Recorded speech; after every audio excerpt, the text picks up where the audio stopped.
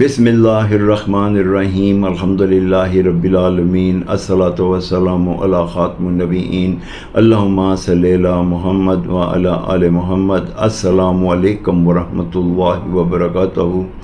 آج کی حدیث سنن ابو داؤد 5042 نمبر۔ اس حدیث کے راوی حضرت معاذ بن جبل رضی اللہ تعالی عنہ ہیں۔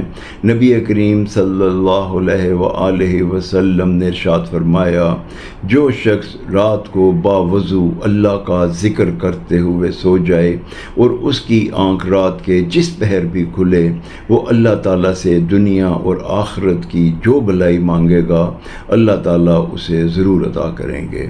اس حدیث سے ہمیں یہ سبق ملتا ہے کہ ہمیں رات کے وقت باوضو ہو کے اللہ کا ذکر کرتے ہوئے سونا چاہیے، اور رات کے کسی پہر میں ہماری آنکھ کھلے تو اللہ تعالیٰ سے دنیا اور آخرت کی سربلندی کے لیے جو بھی ہم دعا مانگیں گے اللہ تعالیٰ اسے ضرور قبول فرمائیں گے۔